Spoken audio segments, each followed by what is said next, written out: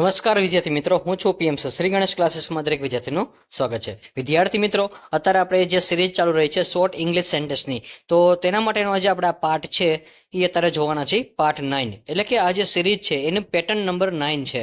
અને આવા જે ડેઇલી ઇંગ્લિશમાં તમે જે બોલી શકો એવા છે, અને જે એડવાન્સ સ્ટ્રક્ચરમાં ખાસ કરીને આપણે ગુજરાતી વિદ્યાર્થીઓને ધ્યાનમાં રાખીને આપણે આ વિડીયોની સિરીઝ બનાવેલી છે.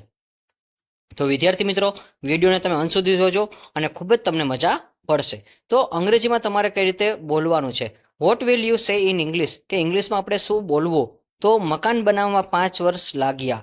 તો જો લાગ્યા શબ્દ છે એટલે 5 વર્ષ તો લાગી જશે, કારણ કે 5 વર્ષમાં જ મકાન બને છે એટલા માટે. પછી આટલી બધી વાર કેમ લાગી, તો અહીંયા લાગ્યા અને લાગી જેવા શબ્દ હશે એનું આપણે કોમન સ્ટ્રક્ચર જોશું.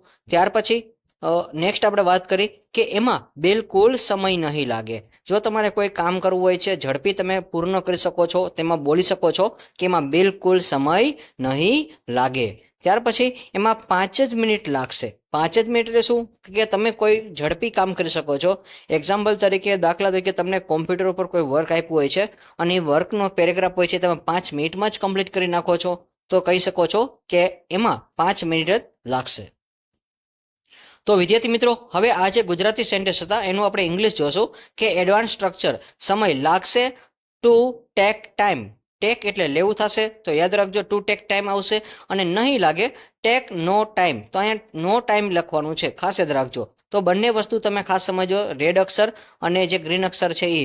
તો સમય લાગશે, ટુ ટેક ટાઈમ, અને નહીં લાગે તો સમય નહીં લાગે, એનો મિનિંગ એવું થશે તો ટેક નો ટાઈમ. તો વિદ્યાર્થી મિત્રો, ચલો હવે શરૂઆત કરીએ આપણે ઇંગ્લિશની, કે એમાં સમય લાગશે.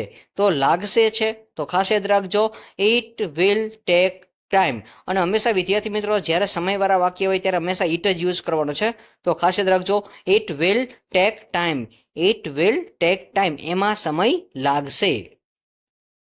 નેક્સ્ટ, એમાં બિલકુલ સમય નહીં લાગે. તો જો આપણે ઉપરનું જે સેન્ટેન્સ છે, આ સેન્ટેન્સ આપણે નેગેટિવમાં ફેરવીએ છીએ કે સમય લાગશે, ઇટ વિલ ટેક ટાઈમ, અને એમાં બિલકુલ સમય નહીં લાગે. તો યાદ રાખજો, ઇટનું ઇટ એમનેમ રહેશે, વિલ નીકળી જશે કારણ કે અહીંયા નહીં લાગે, અને ટેક્સ આવશે no time. It takes no time.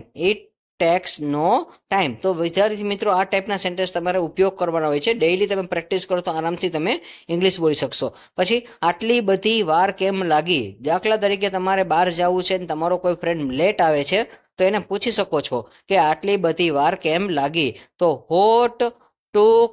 તો જો અહીંયા લાગી શબ્દ છે એટલે ભૂતકાળ થઈ જશે, કારણ કે આપણો કોઈ ફ્રેન્ડ છે એને ઉતાવળે આવવાનું હોય છે પણ આવતા આવતા વાર થઈ જાય છે, પણ આવી તો જાય જ છે. તો ટેકનું ભૂતકાળ થશે ટૂક. પછી what took you so long. What took you so long.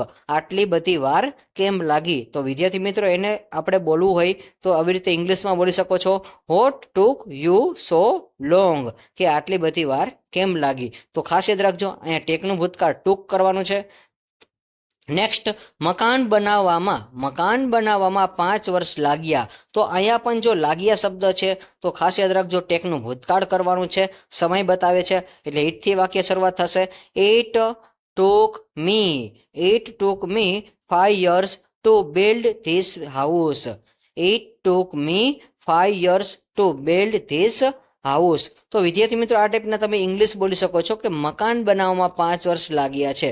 તો એનું ઇંગ્લિશ શું થશે, it took me 5 years to build this house. અને હા, મકાન ન બનાવવું હોય, તમારે બંગલો બનાવવો હોય, તો અહીંયા બંગલો બનાવવામાં 5 વર્ષ લાગ્યા છે.